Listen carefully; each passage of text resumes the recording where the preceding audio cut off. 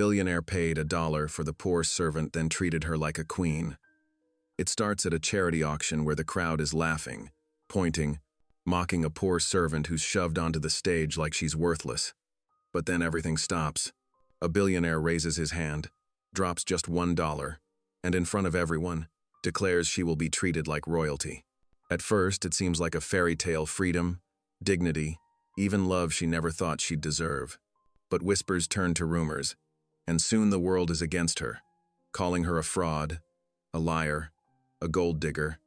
She begins to wonder if her chance at happiness was only an illusion, because hidden behind his act of kindness is a secret from the past, a promise made long ago, and a choice that could destroy them both. Will she rise from humiliation to claim her true worth, or will the cruel voices of the world tear it all away before love can win? Tell me in the comments where you're watching from right now, and if this story speaks to you. Make sure you hit subscribe so you don't miss the next one. The crystal chandeliers cast dancing shadows across the gilded ballroom as Maria moved silently between clusters of well-dressed guests. Her worn shoes made soft scuffing sounds against the polished marble floor, a quiet reminder of her place among the city's elite. The silver serving tray trembled slightly in her tired hands as she navigated through the crowd, careful not to spill a single drop of the expensive champagne. "Watch where you're going, girl, Mrs. Calloway snapped as Maria passed nearby. The older woman's face twisted into a familiar sneer as her eyes dropped to Maria's feet. "Those shabby shoes are an embarrassment. I told you to stay out of sight." Maria's cheeks burned, but she kept her eyes down and continued her work.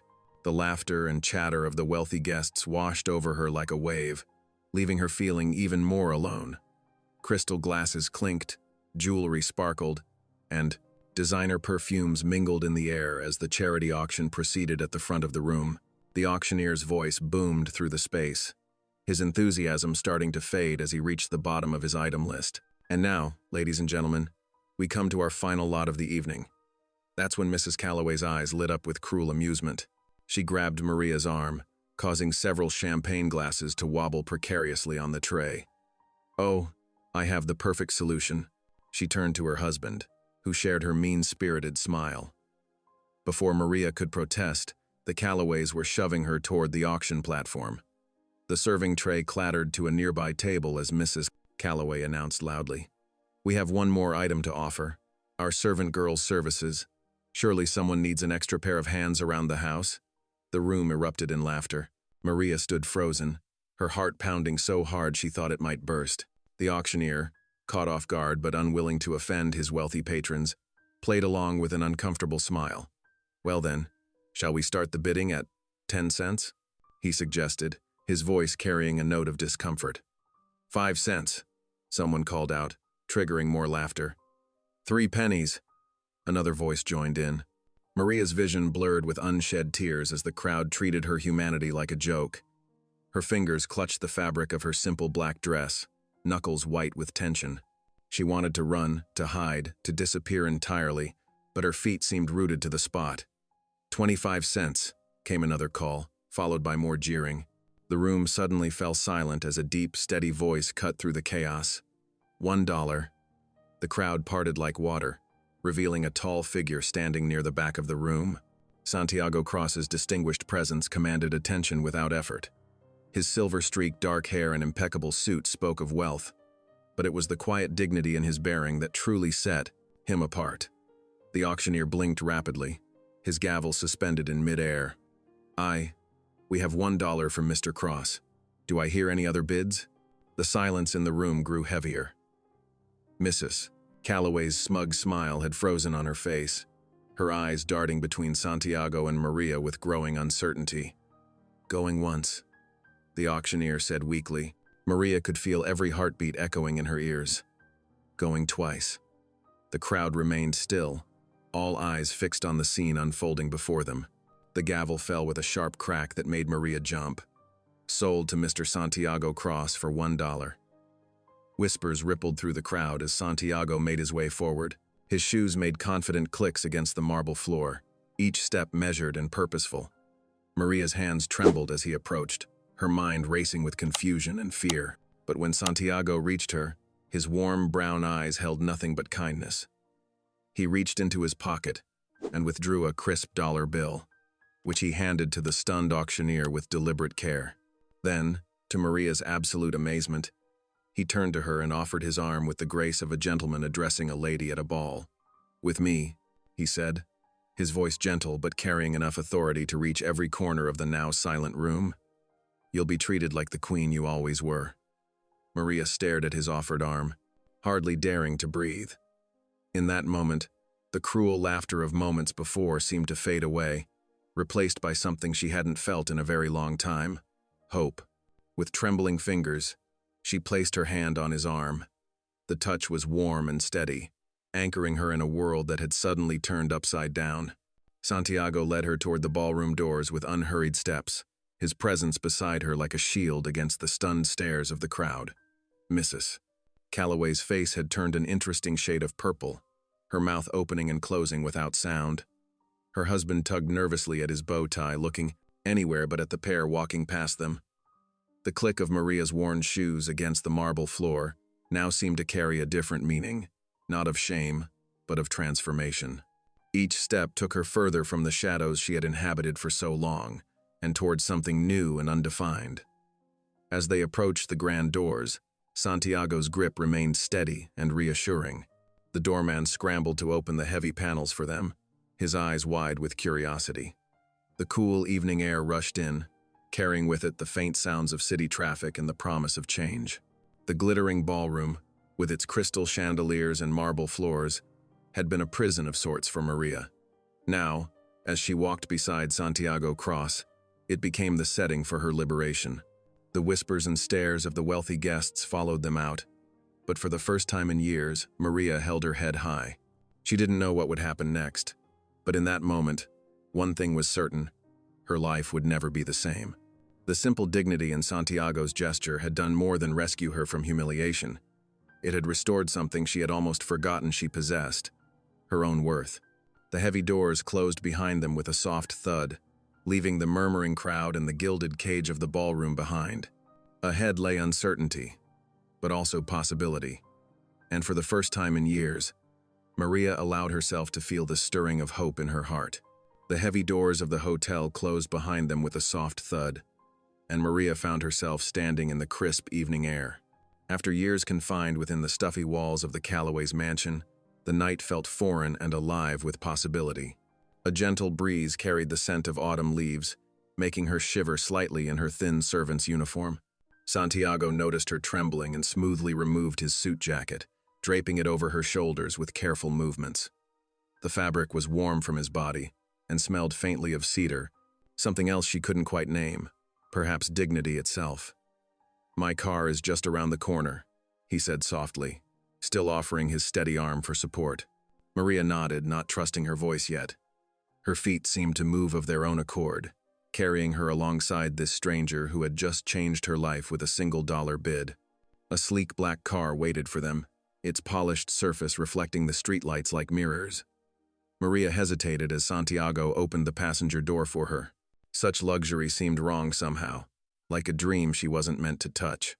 I shouldn't," she whispered, her voice rough from disuse. "This isn't right." Santiago's kind eyes met hers. "Please," he said simply, gesturing to the leather seat. There was no command in his voice, only gentle encouragement. With trembling fingers, Maria lowered herself into the car, feeling as though she might wake up at any moment back in her tiny servant's quarters. Santiago closed her door with a soft click and walked around to the driver's side. As they pulled away from the curb, Maria watched the hotel shrink in the side mirror until it disappeared completely. The city lights streamed past like shooting stars, and gradually the crowded streets gave way to wider boulevards lined with ancient trees. They drove in comfortable silence, Santiago's presence beside her steady and reassuring.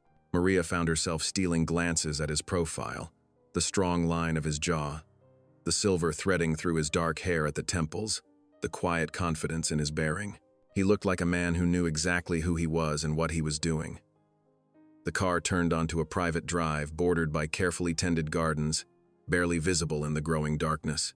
Ahead, a large house emerged from the shadows, its warm lights glowing like beacons against the night sky.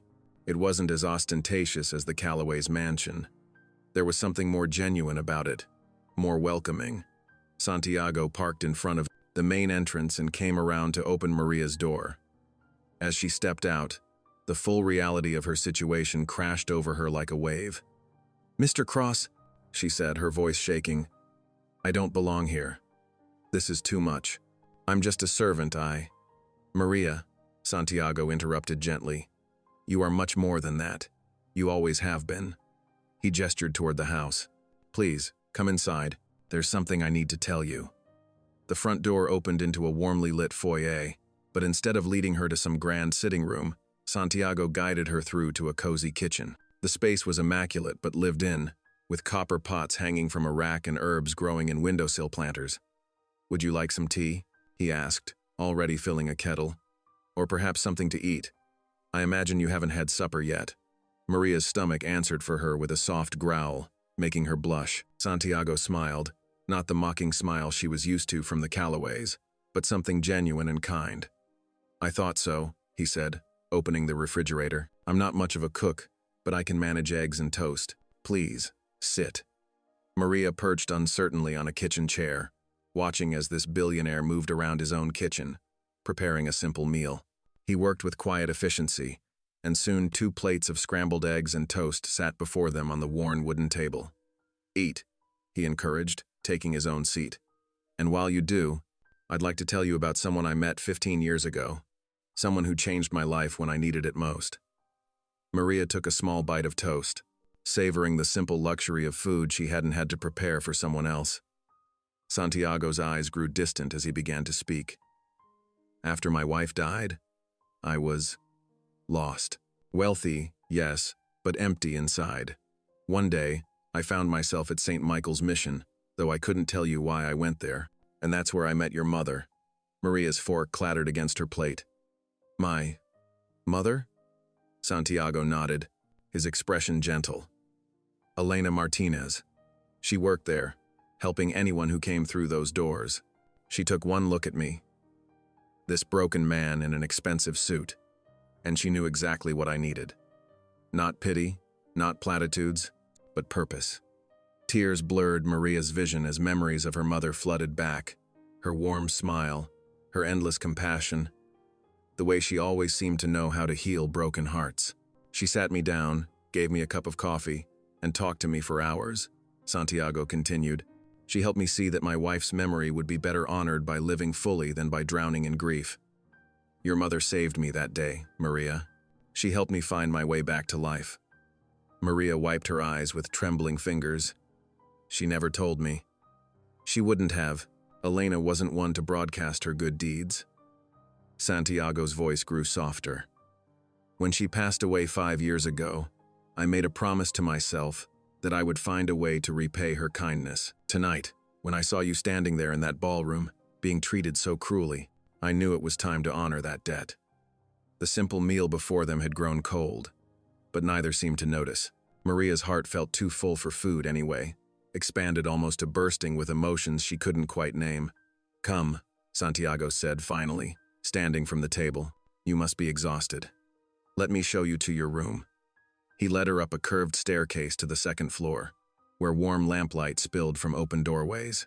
The guest room he showed her into was larger than any space she'd called her own before, with a real bed piled high with soft pillows and blankets. "Everything you need should be in the attached bathroom," Santiago explained. "Clean towels, basic toiletries. We can worry about other necessities tomorrow." Maria stood in the center of the room, overwhelmed by its simple luxury. "Mr. Cross, Santiago, please," he corrected gently. "Get some rest, Maria. You're safe here." After he left quietly, closing the door behind him, Maria sank down onto the edge of the bed. The mattress was soft beneath her, so different from the thin pallet she'd slept on in the Callaways' servants' quarters. She ran her hand over the smooth comforter, still struggling to believe this wasn't all an elaborate dream. Closing her eyes, Maria folded her hands in her lap as she had done every night since she was a little girl. "Thank you," she whispered, her voice trembling with emotion. "Thank you for not forgetting me. Thank you for sending an angel when I needed one most." Her mother had always told her that God worked in mysterious ways, through unexpected people and seemingly random moments. Tonight, Maria truly understood what that meant. The tears that fell now were different from the ones she'd shed in the ballroom. Not tears of humiliation, but of gratitude. For the first time in years, Maria felt something she had almost forgotten existed. Hope. Morning light filtered through delicate lace curtains, casting intricate shadows across Maria's face as she slowly stirred from sleep. For a moment, she lay perfectly still, convinced she must be dreaming. The bed beneath her was cloud-soft, the sheets crisp and clean against her skin. This wasn't her cramped servants' quarters at the Callaways' mansion. The memories of the previous night came rushing back, bringing fresh tears to her eyes. A gentle aroma wafted through the air, rich, freshly brewed coffee that made her stomach rumble with anticipation. Maria couldn't remember the last time she'd been allowed to enjoy a proper cup of coffee. At the Callaways, she had survived on lukewarm dregs and stale bread. Carefully, as if testing whether this new reality might shatter, Maria slipped from beneath the covers. Someone, Santiago she presumed, had left a fluffy robe hanging on the door. She wrapped it around herself, marveling at its softness.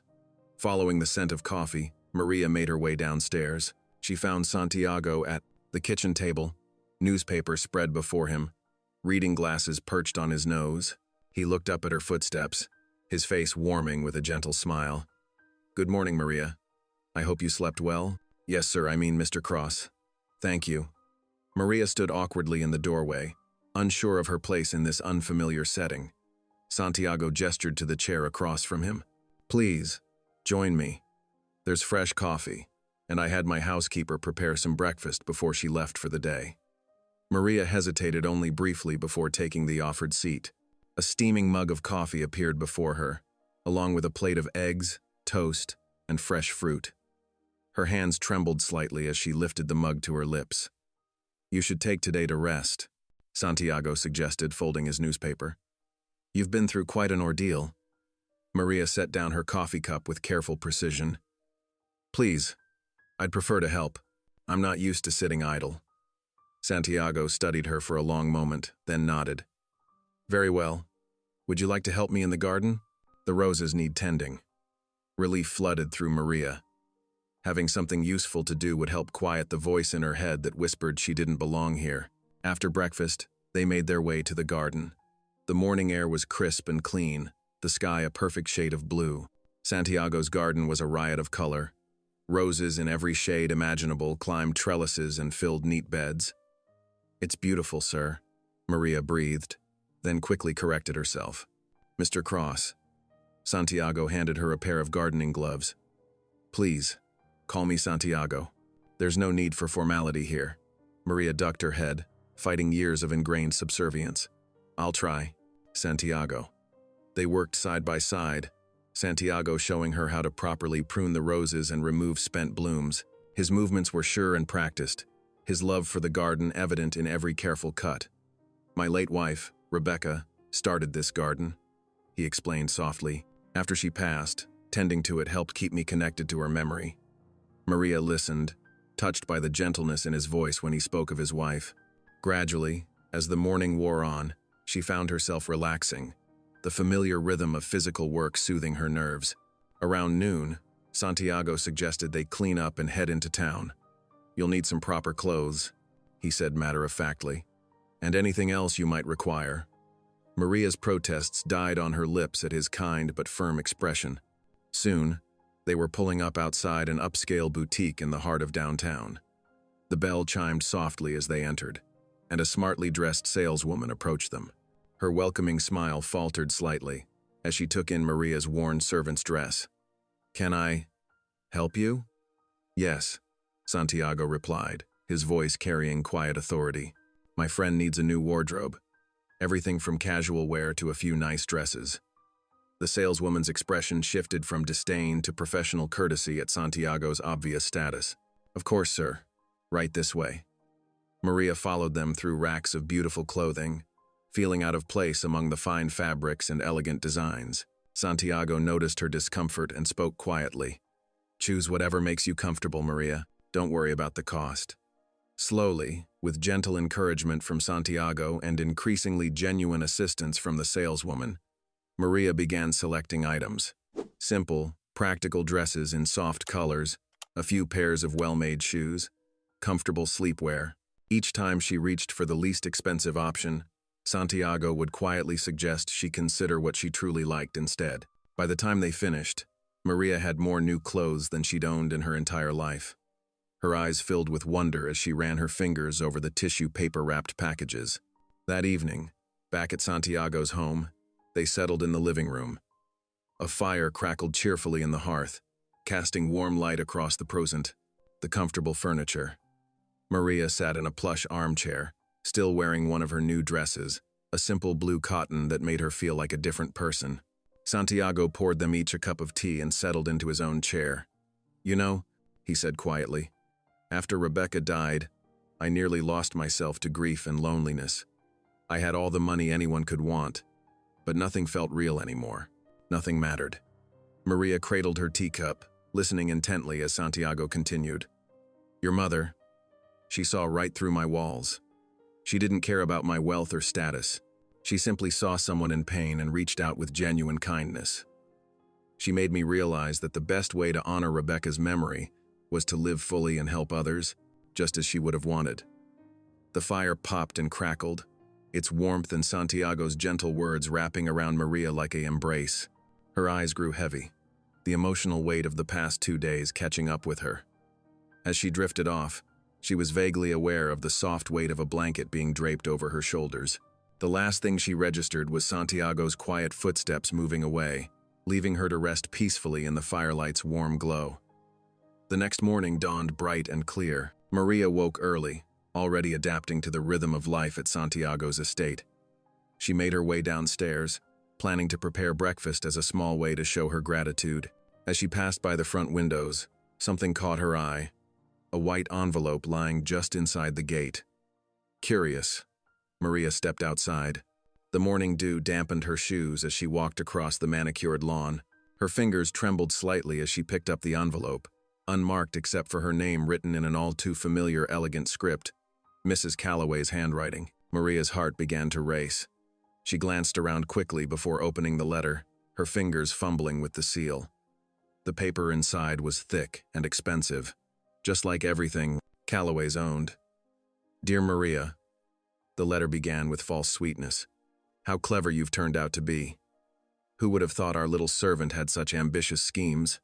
Worming your way into the home of one of the city's wealthiest widowers, I must admit, it's almost admirable. But don't fool yourself. Everyone knows what you really are. A servant girl playing dress-up, nothing more.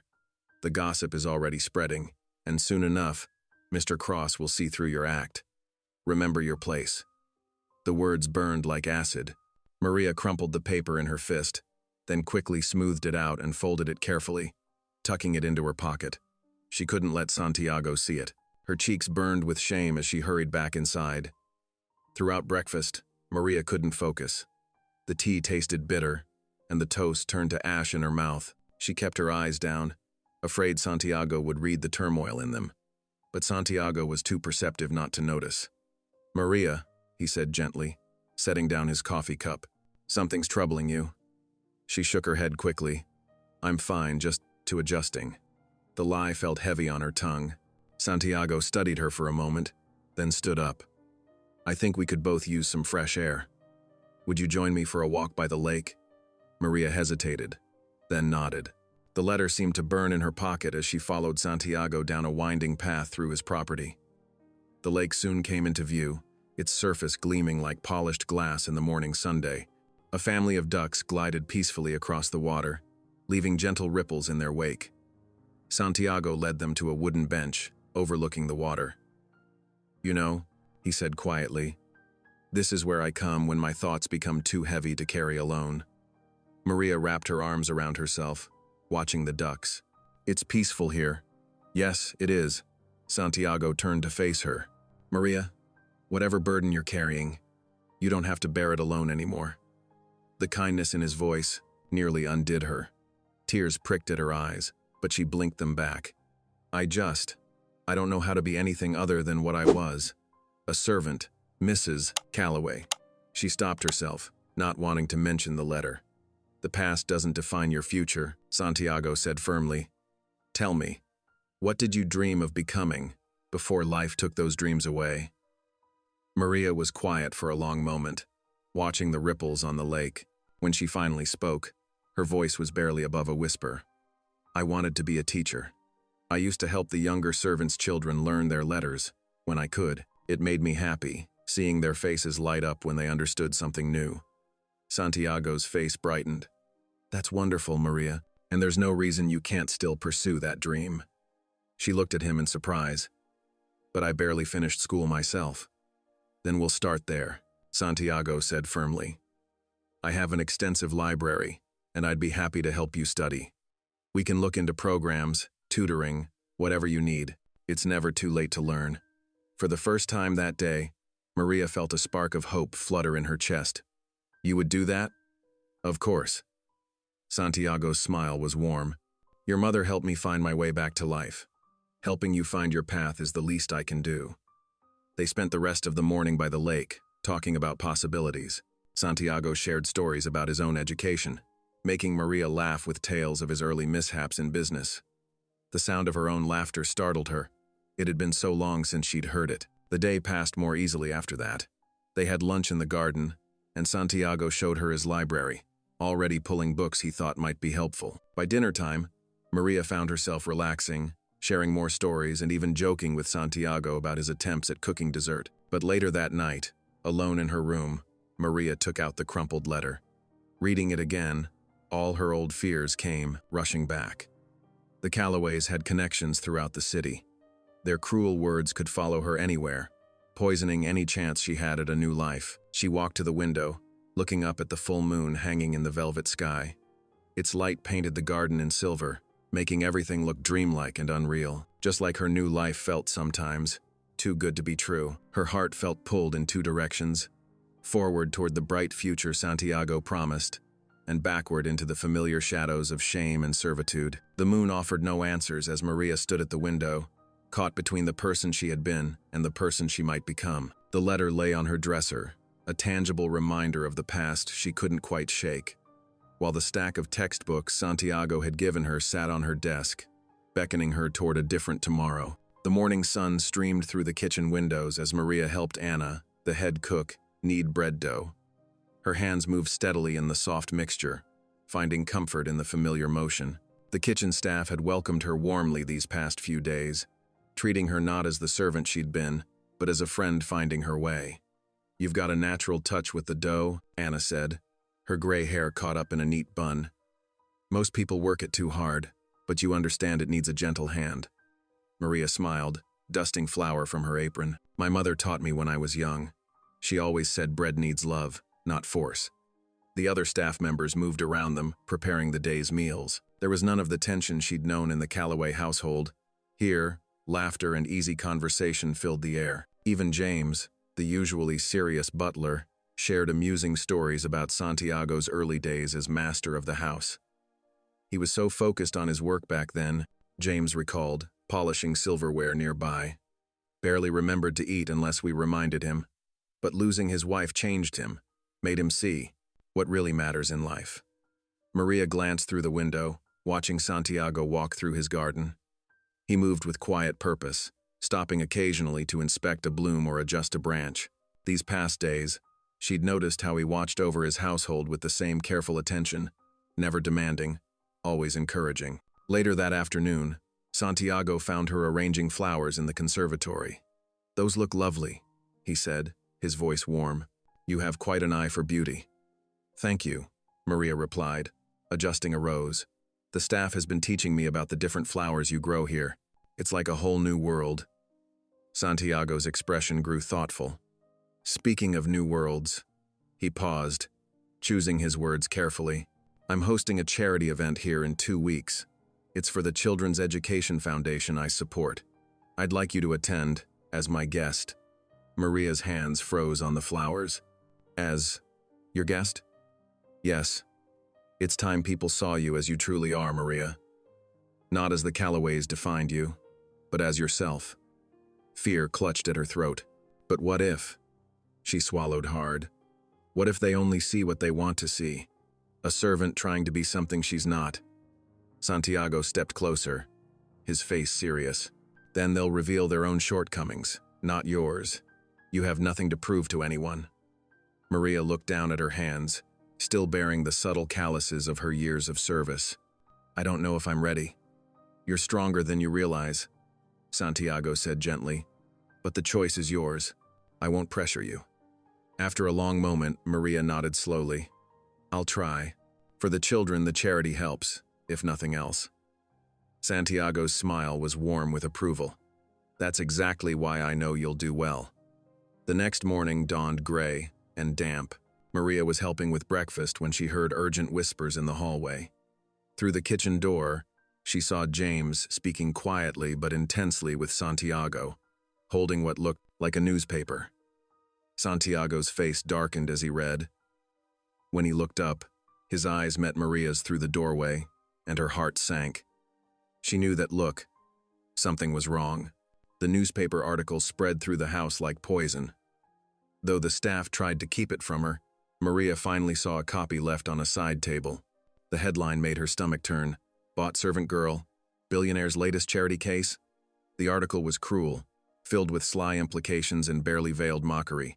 It quoted anonymous sources, but Maria recognized Mrs. Calloway's sharp tongue in every word. The article painted her as a calculating social climber, using Santiago's kindness for her own gain. She found Santiago in his study, phone in hand. I've already called my lawyers, he said without preamble. This kind of slander won't stand. Please, Maria said softly. Don't make it worse by fighting back. That's what they want. Santiago set the phone down, his jaw tight. You don't deserve this, Maria. None of it. Maybe not, but I've survived worse. She tried to smile, though her heart was breaking. At least now I have friends to help me through it. But later that night, alone in her room, Maria's brave face crumbled. Tears rolled down her cheeks as she clutched her mother's small silver cross pendant, the only thing she had left of her. The cross was worn smooth from years of worried fingers, a testament to prayers whispered in dark times. Mama, she whispered, her voice catching. I don't know if I'm strong enough for this. They'll never see me as anything but a servant. How can I face them all at the charity event? How can I stand there and pretend their words don't cut me to pieces? The cross felt warm in her palm as she pressed it to her heart. Outside her window, rain began to fall, matching the tears that slid down her face. She remembered her mother's words from long ago. Sometimes God gives us storms to show us how strong we've become. Maria knelt beside her bed, the cross still clasped tightly in her hands. Her prayer was simple, born of a heart both wounded and hoping. Please, she whispered into the darkness, please give me the strength to weather this storm. Not for my sake, but for those who believe in me. For Santiago, who saw worth in me when no one else did. For the children I hope to teach someday. For Mama, who never lost faith even in her hardest days. The rain fell steadily outside, a gentle reminder that even the darkest clouds eventually pass. Maria remained on her knees, drawing comfort from the familiar weight of her mother's cross, praying for the courage to face whatever tomorrow might bring. The morning sun struggled through heavy clouds, casting weak shadows across Maria's untouched breakfast plate. Her fingers traced the edge of her teacup, her thoughts clearly far away. Santiago watched her from across the table, noting the dark circles under her eyes and the slight tremor in her hands. You barely touched your food, he said gently. Maria startled, as if suddenly remembering where she was. Oh, I'm sorry. I'm not very hungry this morning. Santiago set his newspaper aside, deliberately folding it so the cruel headline was hidden. You know, I've been thinking. It's a perfect day to learn something new. She looked up, confusion crossing her face. What do you mean? How would you like to learn how to drive? A surprised laugh escaped her lips, the first real sound of joy he'd heard from her since the article appeared. Me? Drive? Oh no, I couldn't possibly. Why not? Santiago's eyes twinkled. Everyone should know how to drive. It's freedom on four wheels. Maria shook her head, but a small smile played at the corners of her mouth. I wouldn't know the first thing about it. That's why you have a teacher. He stood up, fishing in his pocket for a set of keys. Come on, we'll use the old sedan. It's perfect for beginners. Before she could protest further, Santiago guided her outside to where a well-maintained but older model car sat in the driveway. Its dark blue paint gleamed softly in the morning light. Maria hesitated at the driver's door. What if I crash it? Then we'll fix it, Santiago said simply. The estate roads are empty and wide. You can't find a safer place to learn.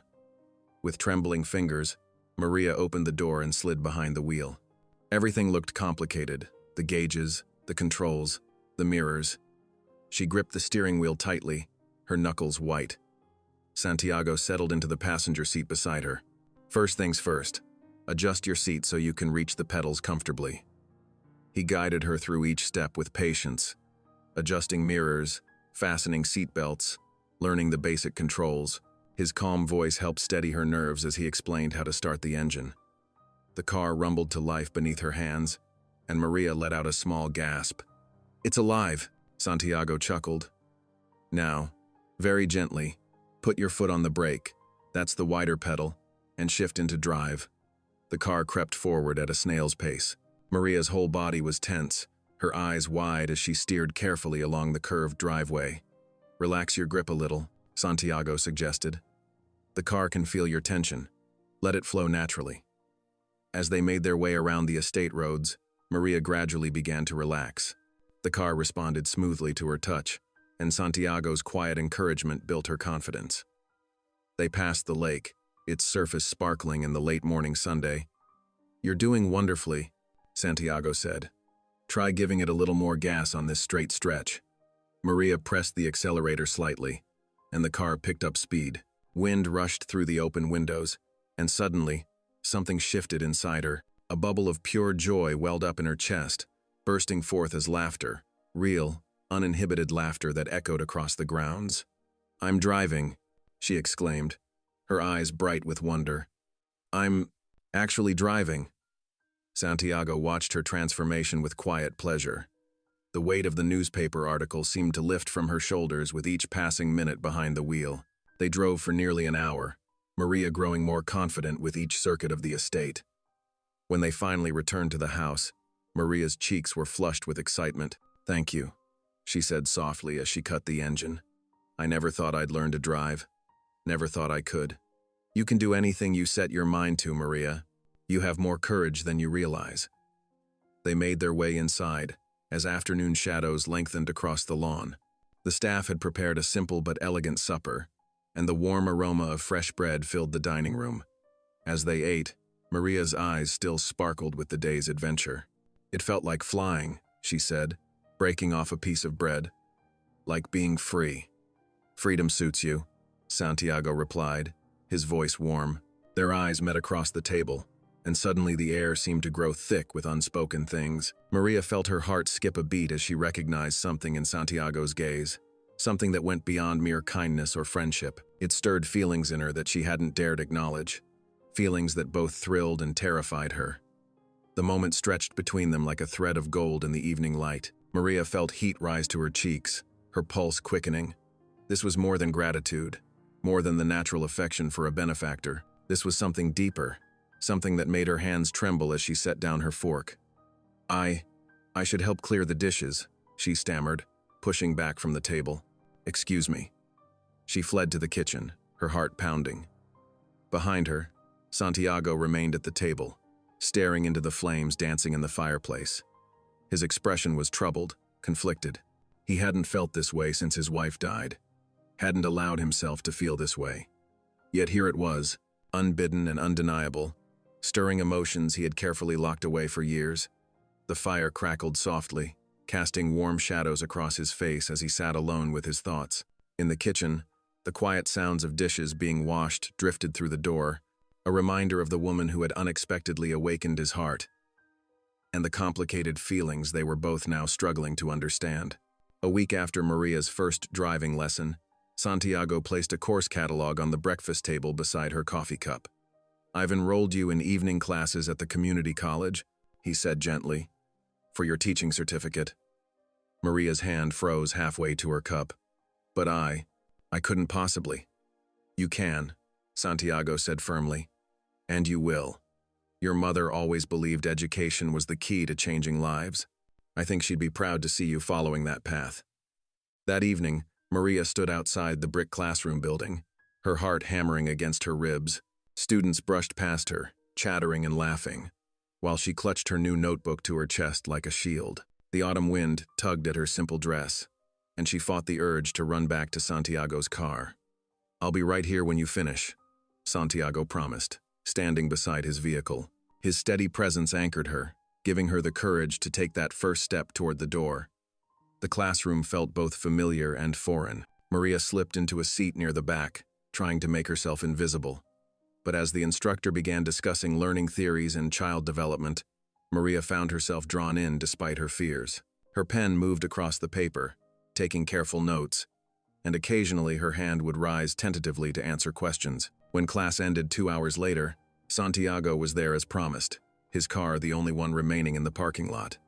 How was it? He asked as she climbed in. Overwhelming, Maria admitted. But wonderful too. Like waking up a part of my brain that's been sleeping for years. Each evening took on a new rhythm after that. Maria would spend her afternoons studying at the kitchen table, textbooks spread out around her. The house staff would bring her tea and encourage her when she struggled with difficult concepts. After class, she and Santiago would share late dinners where she'd excitedly share what she'd learned that day. Children's minds develop in stages, she explained one evening, gesturing with her fork. It's fascinating how they build understanding piece by piece, like constructing a building. Santiago watched her with quiet joy, noting how her eyes lit up when she spoke about teaching. The fearful servant girl was blossoming into a confident woman who could hold her own in intellectual discussions. 3 weeks into her classes, Maria started tutoring some of the neighborhood children who would peek through the estate's gates. She'd sit with them in the garden, helping with homework or reading stories. Santiago often observed these sessions from his study window, touched by her natural gift for teaching. You're a natural, he told her one evening as they watched the children leave. You have that special ability to make learning feel like an adventure. Maria blushed at the praise but held her head higher. Her newfound confidence showed in small ways, in her straight posture, her steady gaze, the way she no longer flinched at sudden movements. One stormy night, after a particularly challenging class on educational psychology, they rushed from the car to the house through sheets of rain. The stone steps had become slick and treacherous. Maria's foot slipped on the wet surface, and she felt herself falling backward. In an instant, Santiago's strong arms were around her, catching her before she could fall. Time seemed to stop as they stood frozen in the rain, their faces mere inches apart. Water dripped from Santiago's silver-touched hair, and Maria could feel the solid warmth of his chest against her palms where she'd braced herself. Their eyes met in the dim porch light, and Maria felt her breath catch in her throat. The air between them crackled with unspoken feelings, with possibilities that both thrilled and terrified her. Santiago's hands tightened slightly on her waist, and for a moment, she thought he might. I'm sorry, she whispered, pulling away abruptly. Her voice trembled as she added, I can't be a burden to you. You've done so much already. Before Santiago could respond, she fled into the house, leaving wet footprints on the marble floor. Santiago remained on the porch, his hand still suspended in the empty air where she had been. Rain continued to fall around him, but he barely noticed it, too absorbed in the lingering warmth of her touch and the ache of watching her retreat. Finally, he lowered his hand and stared at his empty palm, as if trying to hold on to the ghost of her presence. Through the window, he could see Maria's shadow as she hurried up the stairs to her room, taking with her the words he hadn't found the courage to say. The storm rumbled overhead, but the real turbulence was in Santiago's heart as he stood alone in the rain, wrestling with feelings he had thought long buried. The porch light cast a soft glow around him, illuminating the space where, for one brief moment, they had stood on the precipice of something more than gratitude, something more than friendship, something that both of them, for their own reasons, were afraid to name. Maria stood before the mirror in her room, hardly recognizing herself. The gown Santiago had given her was a deep midnight blue, simple yet elegant, with delicate beading that caught the light like stars. Her dark hair was styled softly around her face, and a small pearl necklace, another gift from Santiago, rested at her throat. Her hands trembled as she smoothed the fabric. Just 2 months ago, she had been serving drinks at an event like this, invisible to the wealthy guests. Now she would be attending as Santiago's guest of honor. The thought made her stomach flutter with nerves. A gentle knock at her door made her turn. "Maria, are you ready?" Santiago's voice was warm and reassuring. She opened the door, and Santiago's expression softened as he saw her. He wore a perfectly tailored black tuxedo that made him look even more distinguished than usual. "You look beautiful," he said quietly. "I'm scared," Maria admitted, twisting her hands together. "What if they don't matter," Santiago said firmly. "Tonight is about showing the world who you truly are, a woman of grace and dignity." The drive to the charity gala was quiet, filled with Maria's nervous anticipation. As they pulled up to the Grand Hotel, camera flashes greeted them. Santiago helped her from the car, his hand steady on her elbow.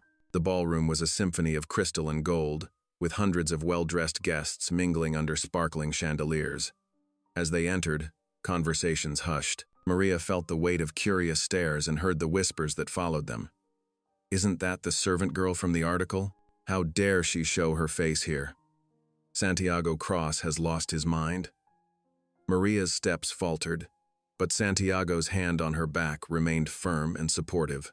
He guided her through the crowd with quiet authority, nodding politely to those who greeted them while ignoring the obvious whispers. When they reached their table, Santiago pulled out her chair with the same respect he showed to any lady of society. A few kind souls at their table made an effort to include Maria in conversation, asking about her studies and her work with the neighborhood children.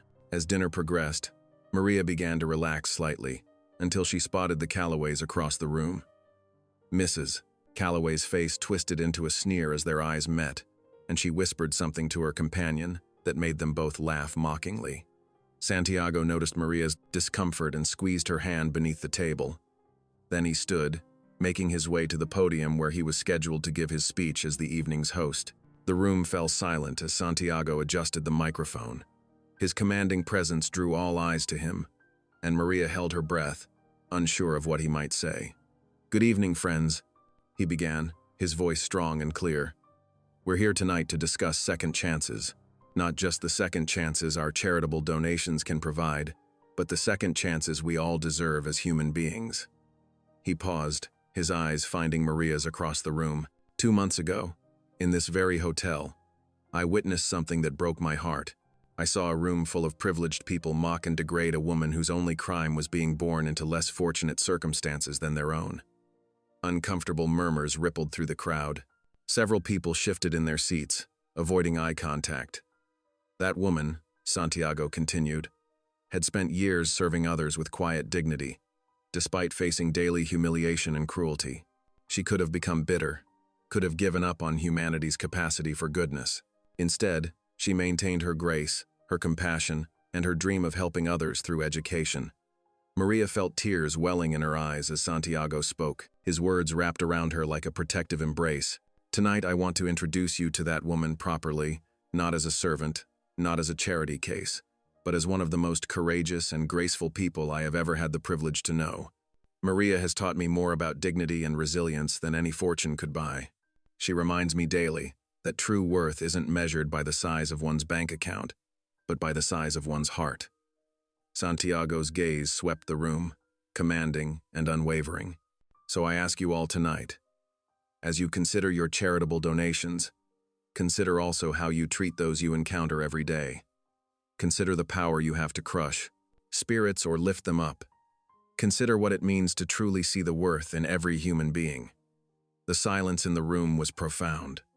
Maria could see several women dabbing at their eyes with napkins. Even some of the most hardened business executives looked moved. Please join me in welcoming Maria, not as a former servant, but as a woman of substance and grace, who honors us with her presence tonight. The applause started slowly, then built to a thunderous crescendo. People rose to their feet, and Maria found herself surrounded by genuine smiles and words of welcome. Even those who had whispered earlier now approached to introduce themselves properly. The rest of the evening passed in a blur of dancing, conversation, and laughter. People sought out Maria's company, eager to hear about her teaching aspirations and her work with the neighborhood children. Several offered to support her educational pursuits or volunteer at future programs. When the night finally drew to a close, Santiago offered his arm to escort her from the ballroom. As they walked through the now friendly crowd, Maria felt tears of joy threatening to spill over. "Thank you," she whispered, her voice thick with emotion. "Not just for tonight, but for seeing me, really seeing me, when no one else did." Santiago covered her hand on his arm with his own. "You've always been worthy of being seen, Maria. I just helped others realize what I knew from the start." As they stepped out into the cool night air, Maria's heart glowed with hope. For the first time, she felt truly visible, truly valued. The whispers and cruel articles couldn't touch her now. She had found her place in the world, and it was walking tall with her head held high. They drove home under a canopy of stars, the silence between them comfortable and warm. Maria watched the city lights blur past her window, remembering how different everything had looked from her servants' quarters just months ago. Now, thanks to Santiago's kindness and faith in her, she could see a future bright with possibility. The evening had been more than just a social triumph. It was a declaration of her worth as a human being, a public acknowledgement of her dignity and potential. Santiago's words had transformed her from an object of gossip into a person of respect, and she knew that transformation would ripple out into every aspect of her new life. The morning sun cast long shadows across Maria's bedroom floor as she stretched and smiled, remembering the triumph of the previous evening. She could still feel the warmth of acceptance, the thunderous applause, and Santiago's unwavering support. But her peaceful morning reverie shattered when she went downstairs for breakfast. The newspaper lay innocently on the kitchen table, but the bold headline made her blood run cold. "Servant girl's seduction. Billionaire's carrot case turns gold digger." Maria's hands trembled as she picked up the paper. The article was brutal, filled with anonymous sources claiming she had orchestrated everything from the beginning. According to the piece, she had deliberately worked for the Callaways to get close to Santiago's social circle, planning her humiliation at the auction to gain his sympathy. "She's playing the part of the innocent victim perfectly," the article quoted Mrs. Callaway saying. "But those of us who know her true nature aren't fooled. She's always had her eye on bigger things, manipulating situations to her advantage." Maria sank into a kitchen chair, her legs too weak to hold her. The article went on to describe her as a calculating social climber who had sunk her claws into a grieving widower. It even suggested she had somehow known about Santiago's connection to her mother, using that information to further her scheme. She quickly crumpled the paper and shoved it into the trash, but her hands wouldn't stop shaking. The beautiful glow of the previous evening seemed like a distant dream now. "Good morning." Santiago's warm voice came from the doorway. "I trust you slept well after your triumph last night?" Maria forced a smile, trying to hide her distress. "Yes, thank you. I was just about to make some coffee." But Santiago's sharp eyes had already noticed something was wrong. He glanced at the trash can where the newspaper was barely hidden. Before Maria could stop him, he retrieved it and smoothed out the pages. The change in his expression was immediate. His usual calm demeanor transformed as he read, his jaw clenching and his hands gripping the paper so tightly it tore at the edges. "This is outrageous," he growled, his voice low and dangerous. "The Callaways have gone too far. I'll have my lawyers." "Please, don't," Maria interrupted softly. "It will only make things worse." "Worse? Maria, they're spreading vicious lies about you. This is defamation, plain and simple." She shook her head, feeling suddenly very tired. "Fighting it will just keep the story alive. People will believe what they want to believe." Santiago paced the kitchen, still clutching the newspaper. "You can't let them get away with this. You've done nothing wrong. Nothing." "Haven't I?" Maria whispered, voicing the doubt that had been growing in her heart. "Look at how this appears. A servant girl suddenly living in a billionaire's mansion, attending galas, taking classes. Maybe they're right. Maybe I am just a charity case who's gotten above herself." "Stop it," Santiago said firmly, kneeling beside her chair. "You know that's not true. You've earned everything you've achieved through your own merit and hard work." But the seed of doubt had been planted, and Maria couldn't shake it. Throughout the day, she noticed things she hadn't before. The way some of the house staff looked at her differently now. The whispered conversations that stopped when she entered a room. That evening, as she walked past the kitchen, she overheard two maids talking in hushed voices. "They do look perfect. Together, though, don't they?" one was saying. "The way he looks at her." "Shh. But yes, I've noticed it too.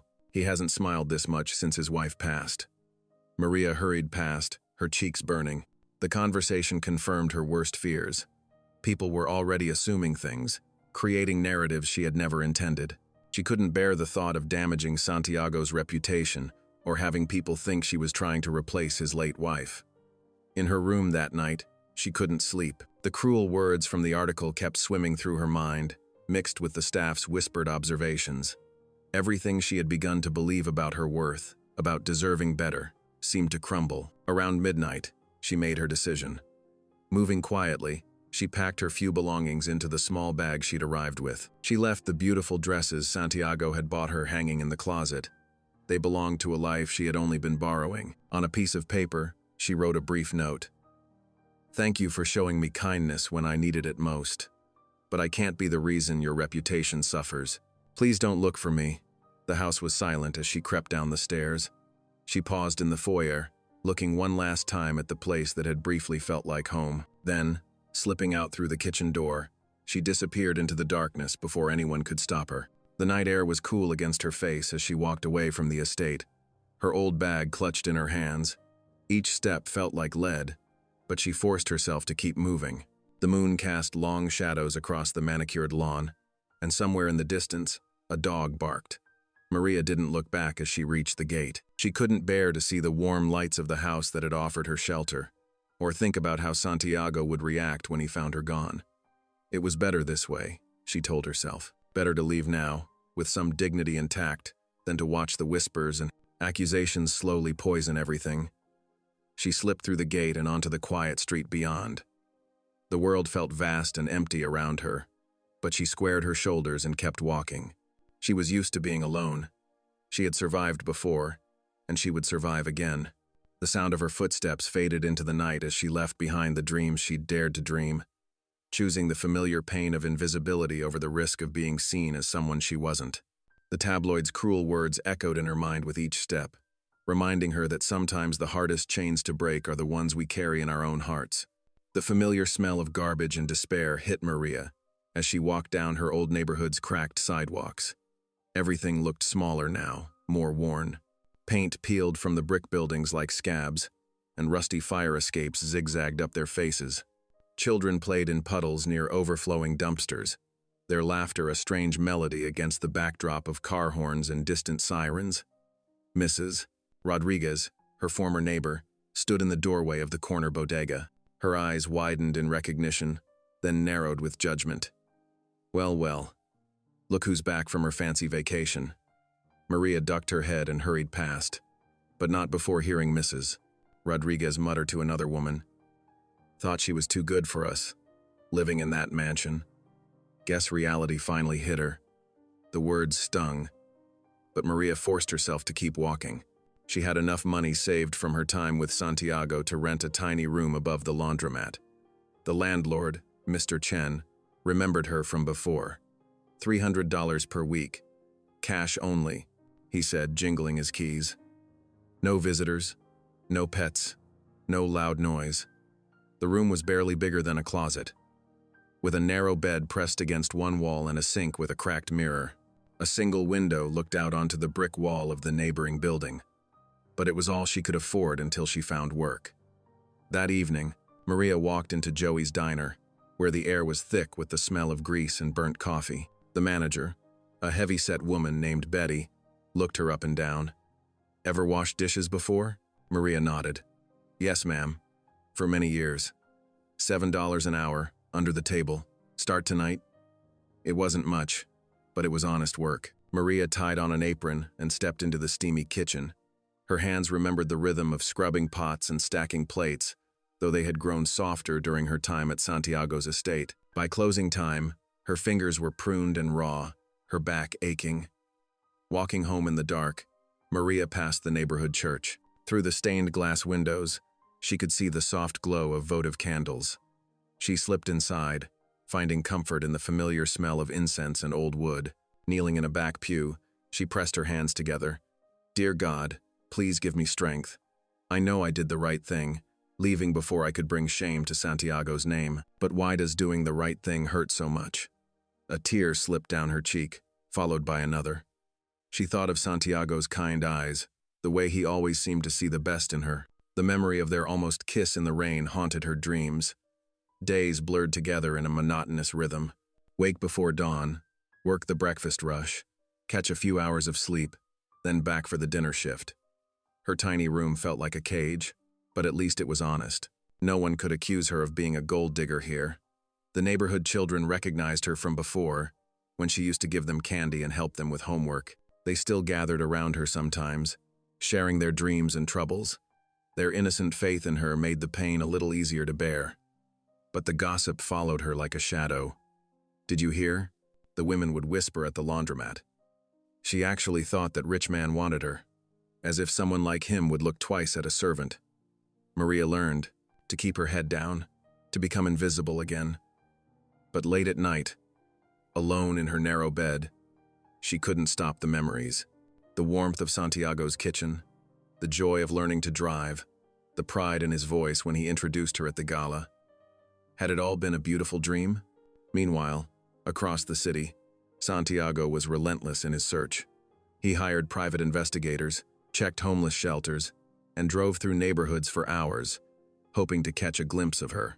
The house felt empty without her presence, without her quiet strength and gentle laughter. Sir, his butler ventured one evening. Perhaps she doesn't want to be found. Santiago shook his head. You don't understand. She left because she thought she was protecting me, protecting my reputation. But she's wrong. She's so wrong. He couldn't explain how Maria had awakened something in him he thought had died with his wife. It wasn't just gratitude or obligation that drove him to search. It was the way she saw beauty in simple things, how her smile could light up a room, how she made him want to be worthy of her trust. One rainy evening, Santiago's car crawled through yet another neighborhood. Through the streaked windshield, he noticed a small diner, its neon sign flickering weakly. Something made him slow down, peering through the window. And there she was. Maria stood at the industrial sink, her back to the window as she scrubbed pots. Her hair was tied back in a simple ponytail, her shoulders slightly slumped with fatigue. Even from here, he could see the familiar determination in the set of her spine. Santiago's heart clenched painfully. This was what she had returned to? This was what she thought she deserved? He watched her for a long moment, his face a mixture of relief at finding her and sorrow at seeing her reduced to this again. The rain streaked down the diner window, distorting his view like tears. But he could still see her clearly, the woman who had taught him about dignity in the face of cruelty, about finding joy in simple moments, about the courage it takes to believe in second chances. He gripped the steering wheel tighter, his knuckles white. After all this time searching, he had finally found her. But the real challenge lay ahead, convincing Maria that she deserved more than this self-imposed exile, that her worth wasn't determined by gossip or social status, that she had as much right to happiness as anyone else. Through the rainy window, Santiago watched as Maria paused in her work, raising one soapy hand to wipe her brow. Even now, even here, she moved with the same quiet grace that had first caught his attention. The sight filled him with both hope and heartache, knowing she was so close yet still wrapped in the chains of her own doubts. The bell above the diner door chimed softly, barely audible over the steady drumming of rain against the windows. Maria kept her head down, mechanically drying the endless stream of dishes. The late-night shift was almost over, and her arms ached from hours of work. "Excuse me," a familiar voice said quietly. "I'm looking for someone." Maria's hands froze on the plate she was drying. Her heart seemed to stop, then race forward like a runaway train.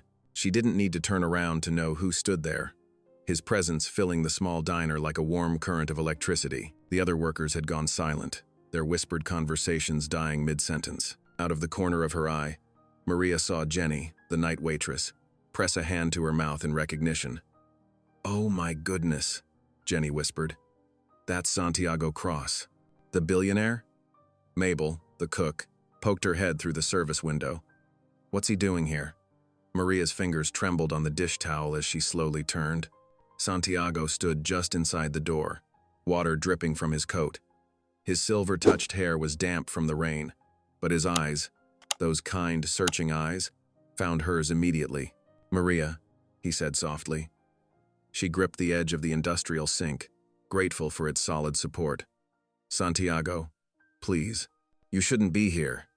Behind her, she heard the furious whispers of her co-workers. Did she just call him Santiago? How does she know him? Isn't that the woman from the newspaper? Santiago took a step forward, his expensive shoes squeaking slightly on the worn linoleum floor. "I've been looking for you everywhere." "I left for a reason," Maria said, her voice barely above a whisper. She was acutely aware of her shabby uniform, the dish soap stains on her apron, the contrast between his elegant presence and the greasy diner walls. "Will you talk with me?" He gestured to an empty booth. "Just for a moment?" Maria glanced at the clock. 15 minutes left in her shift. She looked at Mabel, who nodded vigorously, clearly fascinated by the unfolding drama. "Go on, honey," Mabel said. "I'll cover for you." With trembling legs, Maria followed Santiago to the booth. The vinyl seat squeaked as she sat down, keeping her eyes fixed on the scratched tabletop. She could feel the stares of her coworkers, their curiosity almost tangible in the air. "You need to come home," Santiago said gently. "This isn't the life you were meant for." Maria's throat tightened. Home. The word brought back memories of warm fires and quiet evenings, of laughter in the garden and the sweet smell of fresh coffee in the morning. But it also brought back the bitter taste of gossip, the burning shame of those newspaper articles. "I can't," she whispered. "The judgment, the whispers, they'll never stop. I'll always be the servant girl who tried to rise above her station." "That's not true." Santiago leaned forward, his voice urgent. "You're so much more than that. What about your dreams? What about teaching?" A tear slipped down Maria's cheek. "Dreams are for people who deserve them." "Your mother believed in dreams," Santiago said quietly. "She believed in second chances. That's why she helped me when I was at my lowest." The mention of her mother made Maria's heart clench. She remembered her mother's tired face, how she would come home exhausted from the mission but still find energy to help their neighbors, to teach the local children their letters. "I'm not like her," Maria said, her voice breaking. She was strong, pure-hearted. "I'm just—" She gestured helplessly at herself, at her stained uniform and calloused hands. "You're just what?" Santiago's voice was gentle but firm. "Hardworking? Compassionate? The woman who helps neighborhood children with their homework even after an exhausting shift?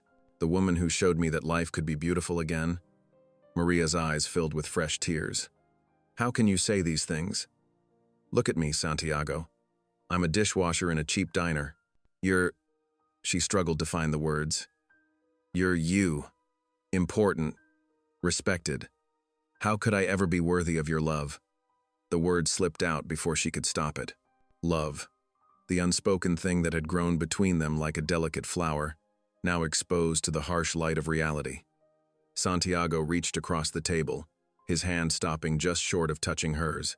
"Worth isn't measured in bank accounts or social status, Maria. It's measured in the lives we touch, the kindness we show, the courage we display in facing our fears." Thunder rumbled outside, and the rain intensified, drumming against the windows like an urgent message.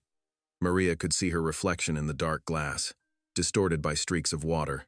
A simple woman, in a simple uniform, sitting across from a man who represented everything she could never be. "I should get back to work," she whispered, sliding out of the booth. "Please don't come here again. It's better this way." Santiago stood slowly, his face a mask of contained pain. He reached into his coat pocket and placed something on the table, a small photograph. Maria recognized it instantly. Her mother at the mission, surrounded by smiling children. "She never let anyone's judgment stop her from doing what was right," he said quietly. "Think about that, Maria. Think about what she would want for you." Without another word, he turned and walked to the door. The bell chimed again as he stepped out into the rain, his tall figure quickly swallowed by the darkness. Maria collapsed into a nearby chair, her legs no longer able to support her. The photograph seemed to stare at her, her mother's kind eyes holding the same challenge they always had. To be brave, to believe in possibility, to trust in love. "Oh, Mama," she whispered, her voice barely audible over the pounding rain. "What should I do? Please, show me the way." The storm raged outside, but Maria barely heard it. She was lost in the war within her own heart, between the fear that told her to stay hidden and the hope that whispered of something more. The diner's fluorescent lights buzzed overhead, casting harsh shadows on her tear-stained face as she sat alone, praying for guidance in the growing darkness. The morning sun cast long shadows across the cracked sidewalks as Maria stepped out of her tiny apartment building. Her eyes were tired from a night of little sleep, Santiago's words still echoing in her mind. The photograph of her mother sat carefully wrapped in a handkerchief in her pocket, its presence both a comfort and a challenge. The neighborhood was coming alive around her. Screen doors creaked open and shut. The smell of burnt coffee drifted from open windows, and somewhere a radio played scratchy morning hymns. It wasn't pretty like Santiago's estate, but there was life here, raw and real. A group of children played hopscotch on the sidewalk, using broken chalk they'd probably found in a school dumpster. Their clothes were worn but clean, their faces bright despite everything life had thrown at them. Maria watched them, remembering how her mother would gather neighborhood children just like these, teaching them their letters and numbers between her shifts at the mission. "Miss?" A small girl with braids looked up at Maria. "Can you help us draw the numbers? Tommy keeps making them backward." Maria felt something stir in her heart. Without thinking, she knelt down beside them. "Of course. Here, let me show you." Taking the chalk, she carefully drew the numbers 1 through 10, explaining each shape. Soon, more children gathered around her, curious and eager. An hour slipped by as Maria taught them not just numbers, but little songs to remember them by. Songs her mother had once taught her. "Can you teach us more stuff?" A boy with a gap-toothed smile asked. "My mama says I need to learn better for school." Maria looked at their hopeful faces and felt tears prick at her eyes. These children didn't care about newspaper articles or social status. They just wanted someone to care, to teach, to listen. "Why don't we sit on the stoop?" she suggested, gesturing to her building's front steps. "I can show you some simple things."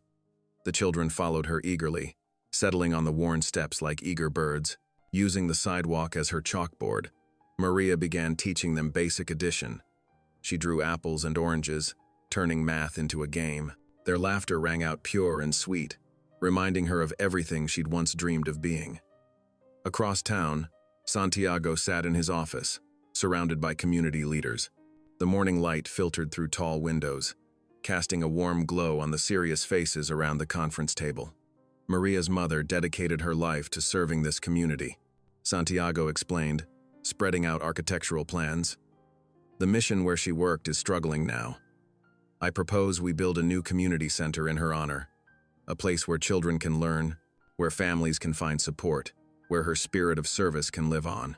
The leaders leaned forward, examining the plans. The proposed building was modest but beautiful, with classrooms, a library, and a garden where children could play safely. "This is impressive, Mr. Cross," one of the leaders said. "But why now? Why this particular project?" Santiago's eyes grew distant for a moment. "Because sometimes we need to be reminded of what truly matters. Sarah Martinez showed me kindness when I was lost in grief. Her daughter carries that same light. This center will honor both of them and serve the community they loved." Back in her neighborhood, Maria spent the afternoon on that stoop, teaching what she could. Parents passing by stopped to watch, some nodding in approval, others joining their children on the steps. By late afternoon, she had a small crowd of eager learners. When the children finally dispersed for dinner, Maria climbed the narrow stairs to her room. The space was tiny. Just a bed, a wobbly table, and a chair. But for the first time since leaving Santiago's house, it didn't feel like a prison. She sat at the table and pulled out a notebook she'd bought with her tip money. Carefully, she began sketching lesson plans, remembering techniques from her evening classes. The pages filled with simple exercises, games, and stories she could use to teach.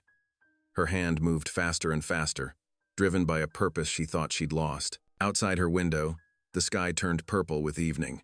Street lights flickered on, casting pools of yellow light on the sidewalk where she'd taught her first impromptu class. Maria didn't know that across town, Santiago was still in his office, finalizing plans for a place where her dreams of teaching might finally come true. She paused in her writing, touching the photograph in her pocket. Her mother's face seemed to smile at her through the fabric, and for the first time in days, Maria smiled back. The sound of children's laughter still rang in her ears, sweeter than any music she'd heard at Santiago's fancy parties. Her tiny room felt different now, filled with possibility instead of shame. The lesson, plans spread across her table, weren't just scribbles. They were the first steps toward something real, something true. Maria worked late into the night, planning and dreaming, while somewhere in the city, Santiago worked too, building a bridge neither of them could see yet. The streets below grew quiet, but Maria's heart was full of noise. Children's voices, her mother's songs, Santiago's words of faith in her. She wrote until her candle burned low, filling page after page with hope disguised as lesson plans, unaware that her small act of teaching on a broken sidewalk was just the beginning of something much bigger than herself. The morning sun warmed the neighborhood park, turning dew into sparkles on the freshly mowed grass. Workers bustled around a makeshift stage, setting up chairs and hanging colorful banners that fluttered in the gentle breeze. Santiago stood off to the side, watching the preparations with careful eyes, adjusting his tie nervously. Word had spread through the tight-knit community like wildfire. Neighbors whispered to neighbors, children tugged on parents' sleeves, and even the usually indifferent teenagers showed interest. By mid-morning, people began trickling into the park, carrying folding chairs and picnic blankets. "Mr. Cross sure knows how to get people talking," one elderly woman remarked, settling onto a bench. "Haven't seen the neighborhood this stirred up since they put in the traffic light on Mason Street." At the diner 3 blocks away, Maria wiped down tables in her blue uniform, unaware of the gathering crowd. The bell above the door jingled as some of her young students burst in, their faces bright with excitement. Miss Maria, little Tommy called out, nearly tripping over his untied shoelaces. "You gotta come to the park, everyone's going," Maria smiled, tucking a loose strand of hair behind her ear. "I can't leave work right now, sweetheart." Her boss, watching from behind the counter, stepped forward. "Go on, Maria. Whatever's happening seems important. Your shift's almost over anyway." The children cheered, grabbing her hands and pulling her toward the door. Maria barely had time to untie her apron before they were leading her down the street, their small voices chattering with excitement. As they approached the park, Maria's steps slowed. The crowd was larger than she'd ever seen in their humble neighborhood. Hundreds of people filled the green space, some she recognized from her teaching sessions on the stoop, others complete strangers drawn by curiosity. "Over here," Tommy shouted, leading her to where the other children from her informal classes had gathered. They made space for her in their circle, proud to be associated with their teacher. The murmur of the crowd suddenly hushed as Santiago stepped onto the stage. He looked distinguished in his dark suit, but his eyes held a warmth that matched the summer morning. Maria's heart skipped a beat when she saw him, and she instinctively took a step back. But the children kept her anchored in place. "Good morning," Santiago's voice carried clearly across the park. "Thank you all for coming today. I'm here to talk about something very important, about compassion, dignity, and the power of second chances." The crowd listened intently as Santiago shared his story, speaking of his own dark days after losing his wife, of feeling lost despite his wealth. "But then," he continued, his voice softening, "I met a remarkable woman at the old mission on Pine Street. Her name was Sarah Martinez." Maria's breath caught in her throat. Around her, she heard whispers of recognition. Many remembered her mother's kindness, her tireless work at the mission. "Sarah Martinez showed me that true wealth isn't measured in dollars," Santiago said, "but in how many lives you touch, how many hearts you heal. She gave me back my faith when I thought it was lost forever." He paused, his eyes scanning the crowd until they found Maria. "And then, years later, I met her daughter, a woman who carries that same light, that same grace." The crowd turned to look at Maria, but this time there was no judgment in their eyes, only wonder and growing understanding. She stood there in her diner uniform, surrounded by children who adored her. Feeling both exposed and strangely proud, Santiago gestured to someone off stage, and 2 workers carried forward a covered object. "Today, I'm announcing the construction of a new community center, right here in this neighborhood, a place of learning, of growth, of second chances. just like the ones Sarah Martinez and her daughter Maria gave to me. With careful hands, he pulled away the covering to reveal a beautiful bronze plaque. Maria's eyes filled with tears as she read the words, "The Sarah Martinez Community Center, where every heart finds home." The crowd erupted in applause, but Santiago wasn't finished. He descended from the stage, making his way through the parting crowd until he stood before Maria. The children around her watched with wide eyes as this powerful man knelt down on one knee. "Maria Martinez," he said, his voice clear but tender. "When I bid $1 for you that night, I thought I was repaying a debt to your mother. I never expected to find my own salvation. You didn't just need rescue, you rescued me. Your strength, your grace, your unshakable spirit showed me how to live again." Tears streamed down Maria's cheeks as Santiago continued. "I love you, Maria, not out of charity or obligation, but because you brought light back into my world. You showed me that true dignity isn't about wealth or status. It's about the capacity to love, to serve, to rise above pain and still believe in goodness." The park had fallen completely silent. Even the birds seemed to pause their songs. Maria stood trembling, one hand pressed to her heart, as Santiago spoke words she never thought she'd hear. "I don't care what anyone says or writes. I don't care about social standings or newspaper gossip. I care about you, the woman who teaches children on broken sidewalks, who serves others with joy despite her own pain, who carries her mother's light so beautifully. Will you marry me, Maria? Will you help me build not just this community center, but a life filled with purpose and love?"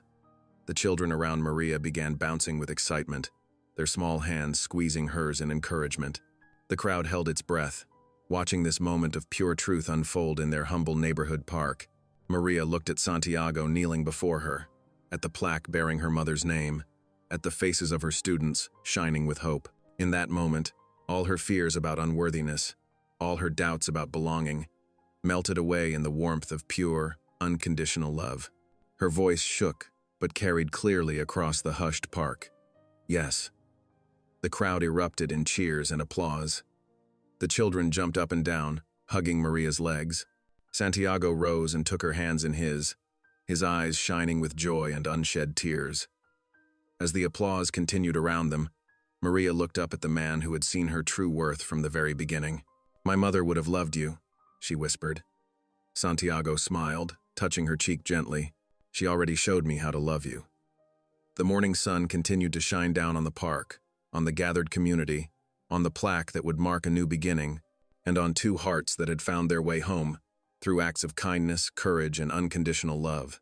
The children from Maria's sidewalk classes began singing a song she had taught them, their young voices rising pure and clear in the summer air. It was a song about hope, about new beginnings, about love that transforms, everything that this moment represented. For several heartbeats, the park remained perfectly still. Maria's yes seemed to hang in the air like a delicate note of music. Then, like a wave breaking against the shore, the silence erupted into thunderous cheers and applause. People who had moments ago been strangers were hugging each other, dabbing at their eyes with handkerchiefs, and clapping until their hands hurt. Maria stood trembling, her heart racing as Santiago reached into his pocket. He pulled out a small velvet box and opened it to reveal a ring that caught the morning sunlight. It wasn't flashy or ostentatious. Instead, it held a quiet beauty that spoke of lasting love, rather than mere show. The band was silver, supporting a single clear diamond that sparkled like a teardrop of joy. "This was my grandmother's," Santiago explained softly, his voice barely carrying above the continued applause. "She was a teacher too, just like you want to be. She always said that true wealth lies in what we give to others." As he slipped the ring onto her finger, Maria's hand shook so much that Santiago had to steady it with both of his. The metal felt cool against her skin, but it warmed quickly, as if it had always been meant to rest there. The children couldn't contain themselves any longer. They rushed forward in a tidal wave of excitement, their small arms wrapping around Maria's waist and legs. Miss Maria, they chanted, jumping up and down. Some of the little girls were already asking if they could be flower girls at the wedding, while the boys pretended to gag at all the romance, though their grins gave away their true feelings. Maria knelt down to their level, gathering as many as she could into her arms. These children, who had helped her rediscover her purpose during her darkest days, were now sharing in her brightest moment. Their joy was pure and uncomplicated, their love unconditional. In their eyes, she saw herself as she truly was, not a servant, not a charity case, but someone worthy of love and respect. As the excitement began to settle, people from the neighborhood came forward to offer their congratulations. These were the same faces that had witnessed her return in shame just weeks ago, but now they approached with warm smiles and genuine happiness. Old Mrs. Rodriguez, who had often shared her meager bread with Maria when she first returned, wiped tears from her wrinkled cheeks as she hugged her. The sun was setting by the time the crowd began to disperse. Santiago offered his arm to Maria, and together they walked the familiar path back to her tiny rented room. The street that had seemed so gray and hopeless when she first returned now felt different. Neighbors sitting on their stoops called out congratulations. Children waved from windows. Even the stray cat seemed to purr more loudly as the couple passed. "I'll have someone come tomorrow to help you pack," Santiago said as they reached her door. "Unless you'd prefer to do it yourself?" Maria squeezed his hand. "No, I can manage. I don't have much to pack anyway." Inside her small room, after Santiago had kissed her goodnight and left, Maria pulled out her worn suitcase, the same one she had used to flee his mansion weeks ago. But this time, each item she placed inside felt different. The simple dresses she had bought with her diner wages weren't signs of her poverty anymore, but reminders of her strength. The dog-eared textbooks from her teaching classes weren't just dreams, but stepping stones to her future. When everything was packed, it took less than 20 minutes. Maria sat on her narrow bed. She unclasped the delicate chain that held her mother's cross pendant and held it in her palm alongside her newly ringed finger. The two pieces of jewelry couldn't have been more different. One worn in silver, the other new and sparkling. But together they told the story of her journey. "Mama," she whispered, her voice thick with emotion, "I wish you could be here. But somehow, I know you are. You led Santiago to me, didn't you? You knew we would heal each other." Maria closed her eyes, letting tears of gratitude fall freely. She remembered her mother's favorite saying, "God doesn't always change our circumstances, but He always provides the strength to face them." How true those words had proven to be. The evening breeze carried the sounds of the neighborhood through her window. Children playing their last games before bedtime, radios playing gentle music, families calling each other home for dinner. Maria held the cross pendant next to the ring, watching as the last rays of sunlight caught both pieces of jewelry. Then, with a prayer of thanks on her lips, she placed them side by side on her small bedside table, symbols of a past honored and a future filled with promise. The morning sun painted the old mission's weathered stones in shades of gold. Inside the small bridal room, Maria stood before a mirror, hardly recognizing herself in the simple white dress that flowed like water around her feet. Her hands trembled as she fastened her mother's cross pendant at her throat. Mrs. Rodriguez fussed with the hem of Maria's dress, muttering prayers in Spanish between dabbing her eyes with a handkerchief. "Your mama would be so proud, mijita," she said, her voice wavering. "She's watching from heaven today. I'm sure of it." Through the small window, Maria could hear the growing buzz of arriving guests. The mission's courtyard, where she had played as a child, was filling with an unlikely mixture of people. Neighbors from her old community chatted with Santiago's wealthy associates, their differences forgotten in the joy of the day. Children darted between the adults, their laughter echoing off the ancient walls. The small chapel bells began to chime, calling everyone inside. Maria's heart fluttered as she took her position at the back of the church. The wooden doors opened, revealing the aisle ahead. Sunlight streamed through stained glass windows, casting rainbow patterns across the worn floor where her mother had once served the poor. As the music began, Maria stepped forward. The faces that turned to watch her were a testament to the bridge her love with Santiago had built. Humble workers sat beside business executives, children from the neighborhood beside society ladies in expensive hats. Near the front, she spotted some of her former students from the community classes, their eyes shining with pride. Santiago stood at the altar, tall and dignified in his dark suit, but it was his expression that caught her breath, a look of such pure love and wonder that Maria felt tears spring to her eyes. This was the man who had seen her true worth when she couldn't see it herself. Their vows echoed in the hushed chapel.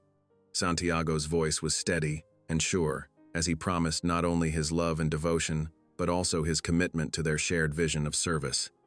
"Together," he said, his eyes never leaving hers, "we will continue the work your mother began, bringing hope and dignity to those who need it most." Maria's voice shook slightly as she responded, but her words rang with conviction. This was more than a wedding. It was a dedication to a life of purpose. After the ceremony, the courtyard transformed into a feast ground. Long tables groaned under the weight of both humble local dishes and elegant catered fare. The barrier between social classes dissolved as people shared food and conversation, finding common ground in their humanity. Children played tag between the tables, their laughter providing a joyful soundtrack to the celebration. Maria watched them from where she sat with Santiago, remembering how these same children had given her purpose during her darkest days. As the sun began to set, casting long shadows across the courtyard, Santiago pulled Maria close.